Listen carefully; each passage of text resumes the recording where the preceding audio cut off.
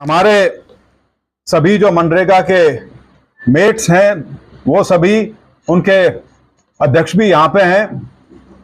मैं आपका यहाँ आज इस सभा में स्वागत भी करता हूँ और धन्यवाद भी करता हूँ कि आप सब यहाँ मौजूद आए। और उसके साथ साथ जो आपने कांग्रेस पार्टी का और उस नाते मेरा समर्थन करने का जो फैसला किया है, उसके लिए मैं आप सबका बहुत आभारी हूं।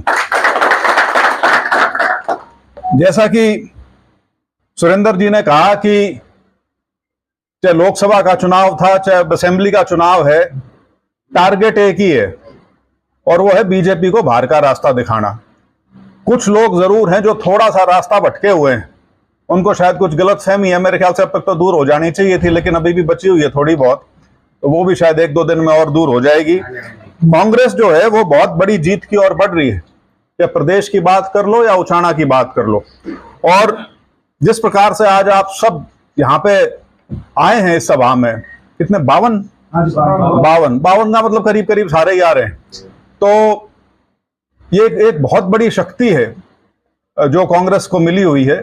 और इसका कारण मुख्यतः यह है कि बीजेपी ने कोई भी वर्ग ऐसा नहीं है जिसको तंग ना किया हो, जिसको दुखी ना किया हो, चाहे वो कर्मचारी हैं, चाहे वो सरपंच साहिबान हैं, चाहे वो नंबरदार हैं, कोई भी आप कैटेगरी उठा के देख लो, सबके साथ पिछले कई सालों में काफी दुर्गति बनाने का प्रयास किया। नंबरदारों को खत्म करने की कोशिश की थी, नंबरदारी व्यवस्था को, और सरपंचों को पंगु बनाने की कोशिश की थी कि नाम के हो जाओ, उससे आगे आपके पल्ले कुछ ना छोड़ें, ये मंशा थी। वो ठीक है, चुनाव का समय आया तो चुनाव से 15 दिन पहले घोषणाएं करनी शुरू कर दी कि सरपंचों को हम ये शक्ति भी देंगे, इतने की पावर देंगे पैसे की, अपने आप खर्च करने की, इत्यादि इत्यादि। लेकिन आपको पता है कि ये सारा का सारा जो है एक दिखावा है, क्योंकि मैं ये चीज अब सभी मंचों से बोलता हूं कि बीजेपी और खास तौर पे जो उनकी पूरी विचारधारा है जिसके तहत वो राजनीति में अपना काम करते हैं, वो सारी की सारी जो परंपरागत संस्थाएं हैं, इंस्टीट्यूशंस जिनको कहते हैं, उनको चाहे वो सरकारी हो चाहे वो गैर सरकारी हो, उनको वो कमजोर करना चाहते हैं, उनको वो खत्म करना चाहते हैं, ताकि उनका जो तंत्र है सारा का सारा, और वो काफी बड़ा है, गांव तक फैला हुआ है, ऐसा नहीं है कि 2-4 आदमी है या कुछ हजार आदमी है, लाखों लोग हैं, उससे वो उसको काबू करना चाहते हैं सारे के सारे को। और इसीलिए वो पूरी जो ये आपका जो 72वां और 73वां कॉन्स्टिट्यूशनल अमेंडमेंट के तहत जो पंचायती राज व्यवस्था जो स्थापित की गई है, वो भी उनको नहीं भाती, क्योंकि उसमें जरूरी नहीं है कि उनके ही व्यक्ति चुन के सामने आए, तो उनको ये चीजें सूट नहीं करती किसी भी तरह से। नंबरदार हैं, कई सैकड़ों साल से एक व्यवस्था चली आ रही है, उसको भी वो तोड़ना चाहते हैं। कर्मचारी हैं, कर्मचारियों के साथ जो कर रहे हैं सो कर रहे हैं, लेकिन नए को पक्के की नौकरी देना नहीं चाहते। वहां भी वो सारा कच्चाकरण, इसके लिए शब्द इस्तेमाल कर सकते हो आप, कि सारी सरकार को वो कच्चे पर चलाना चाहते हैं, यहां तक कि फौज को भी। तो इस प्रकार की मानसिकता उनकी है। और ये मैं बात इसलिए कह रहा हूं कि आप इसको आज समझें या कुछ साल बाद समझें, बीजेपी का जो खेल है वो सिर्फ चुनाव जीतने तक या चुनाव लड़ने तक सीमित नहीं है। वो एक विचारधारा के तहत आए हुए हैं, और उस विचारधारा में पूरा जो हमारा देश का जो निजाम है वो उसको काबू करके और बदलना चाहते हैं। मोटी बात है ये। तो ये लोकतंत्र जो है वो ठीक है, आज के दिन संविधान के नाते उनकी मजबूरी है, फिलहाल उनको उतनी ताकत नहीं मिली कि वो लोकतंत्र के ऊपर हाथ डाल दें, लेकिन मंशा यही है अंत में। अब आप सब क्या हो? आप सब वो हो जो लोकतांत्रिक व्यवस्था में, जहां से हमारी कड़ी शुरू होती है पंचायतों से, वहां के आप प्रतिनिधि हो, और वहां वो आपको कमजोर करना चाहते हैं, और भी सारों कमजोर करना चाहते हैं। आपने पिछले 10 साल में तो देख ही लिया, चाहे केंद्र की सरकार हो या प्रदेश की सरकार हो, कोई मंत्री संतरी की कुछ निकलती, वहां सारा का सारा एक पता नहीं कौन लोग हैं, वो कहाँ छुप के बैठते हैं, मेरे को तो आज तक समझ में नहीं आई, जो सारे फैसले लेते हैं। क्योंकि मैं उनके साथ 4.5 साल में भी रहा, मुझे नहीं समझ में आया करता कि हम जिस मीटिंग में जा रहे हैं उस मीटिंग का फायदा क्या है, क्योंकि वहां बैठ के कोई ऐसी बात नहीं है, क्योंकि खुली चर्चा होती है और उसके बाद कोई फैसला लिया जाता हो, वो तो टाइम टेबल सा पकड़ाया करें।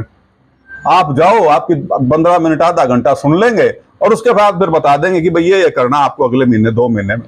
तो इस प्रकार का एक उनका संगठन है और उस संगठन में किसी भी प्रकार की सही मायने में जो लोकतांत्रिक बॉडीज जो हैं उनके लिए कोई स्थान नहीं है। तो और ये भी शायद मेरे ख्याल से अपने आप में एक नई चीज है कि इतनी भारी मात्रा में सरपंच हों या नंबरदार हों या इवन एम्प्लॉइज हों, प्रत्यक्ष रूप से या परोक्ष रूप से खुले में समर्थन करने लग रहे हैं कांग्रेस पार्टी का।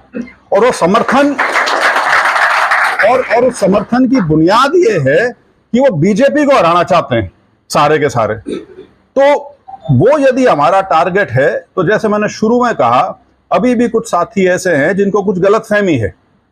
जो बीजेपी के पक्ष के हैं, मैं उनकी बात नहीं कर रहा, वो तो एक अलग चीज होगी, बात ही खत्म है, वो तो उनकी साइड है तो हैं। लेकिन जो दूसरे 2-4 हैं, उनको आप जरूर उनसे बात करें, उनके ऊपर बेशक से आप अपनी तरफ से सामूहिक तौर पर दबाव डालें कि क्यों बिना बात में आप लोग ऐसी स्थिति पैदा करने की कोशिश कर रहे हो जो हानिकारक हो सके।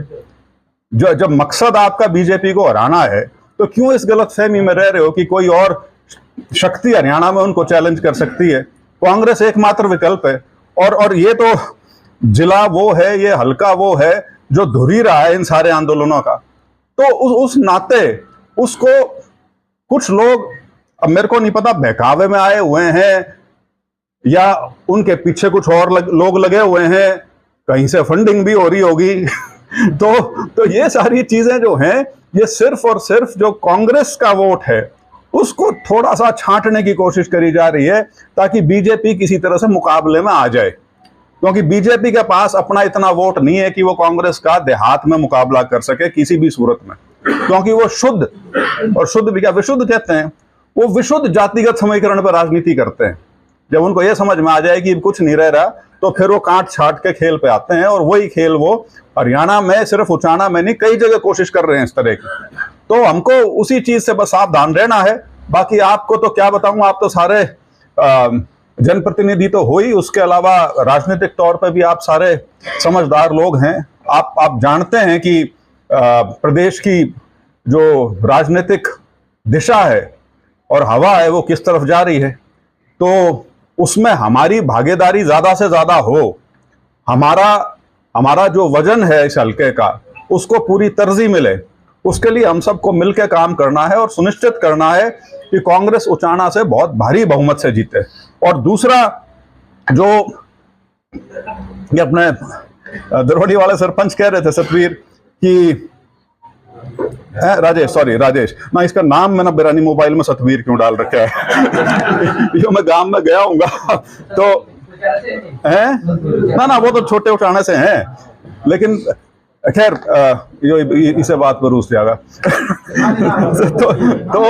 तो ये जो मिलने जुलने वाली बात है, ये एक प्रक्रिया है। मैं एक उदाहरण हमेशा देता हूं। स्कूल का जो टीचर भी होता है ना क्लास का, उसके पास जब नई क्लास आती है, मास्टर जी बैठे हैं यहाँ पे, 1 महीने तक तो वो भी शक्ल और नाम नहीं जोड़ पाता। ठीक है, और यहाँ तो गांव भी जोड़ना पड़े। तो 3 चीज है। तो थोड़ा सा एक आपसी संपर्क बना रहे, उसमें जान पहचान भी सारी हो जाती है। और मैं तो उन लोगों में से हूं जो कभी ये नहीं देख के कोई काम करता कि ये व्यक्ति हमारे साथ इलेक्शन में था नहीं था, ये कौन सी पार्टी का है नहीं है। मेरा आम तौर पे जो काम होने वाला हो साधारणतः, उसमें मैं कभी ये नहीं देखता कि ये आदमी कहां से है। और सरपंची की जो व्यवस्था है या पंचायतों की जो व्यवस्था है, इसमें तो मेरा पूरा विश्वास है। क्योंकि मेरा ये मानना है, ये रिकॉर्ड भी कर रहे हैं, बेशक से चला लें इसको, जनप्रतिनिधि फिर भी जवाबदेह है, सरकारी अफसर को नहीं। सरकारी अफसर की जवाबदेही सिर्फ उससे ऊपर वाला जो अफसर है उस तक है, या कोई जो मंत्री है उसका, महकमे का, या उस तक है। लोगों के प्रति जिम्मेवारी है लेकिन जवाबदेही नहीं है। और क्योंकि नौकरी का एक अलग निजाम होता है, वो ज्यादा फिर इस चीज की चिंता नहीं करता यदि उनके ऊपर वाले उनसे ठीक हो तो। जबकि आप लोग जो हैं, मैं तो खुद मानता हूं कि सरपंच बनना तो मुश्किल काम है, लेकिन उसके बाद वह सरपंच ही संभालना और भी ज्यादा मुश्किल है क्योंकि जिस दिन से आप सरपंच बन जाते हो, और खास तौर पे अब तो चीजें बदल गई हैं, क्योंकि सरपंचों के हाथ में अब आर्थिक शक्ति, पैसे खर्च करने की ताकत है। तो बस इसके बाद तो आप 2 ईंट भी कहीं लगाओगे तो 4 आदमी चेक करने जाएंगे गांव के उसके कि काम ठीक हो रहा है, नहीं हो रहा। तो ये जो हमारा लोकतांत्रिक निजाम को जो सबसे ज्यादा मजबूती करने वाला काम जो है, वो पंचायती राज व्यवस्था है। पंचायती राज सिस्टम की जो स्थापना की गई थी वो ये थी कि बिल्कुल आप अपनी डेमोक्रेसी को, लोकतंत्र को बिल्कुल जड़ों तक पहुंचा दो। हमारे यहाँ पंचायतें पहले भी थी पंचायत, लेकिन वो थी एक ज्यादा सामाजिक परिवेश की बात थी वो। लेकिन शासन का हिस्सा, ये जो अमेंडमेंट आई थी पंचायती राज वाली, और उसके बाद जब उसको लागू किया गया, शासन का हिस्सा आप तब बने हो क्योंकि उसमें आपको शक्तियां प्रदान की गई। पहले तो मूंछ की लड़ाई होया करती ज्यादा, लेकिन अब सही मायने में एक बिल्कुल ग्रामीण स्तर पे, एक गांव के स्तर पे कैसे शासन चल सके या कैसे सरकार चल सके, वो व्यवस्था जो थी वो ये 1900 ये राजीव गांधी जी ने शुरू करी थी, लेकिन ये नरसिम्हा राव के टाइम में लागू हुई थी, 92 में मेरे ख्याल से ये लागू हुई थी। तो बिल्कुल बिल्कुल नहीं, मान सम्मान और स्थान, तीनों चीजें, और खास तौर पर जो आपने मेरे अंदर जो विश्वास जताया है, मैं आपको बिल्कुल भरोसा दिलाता हूं इस बात का।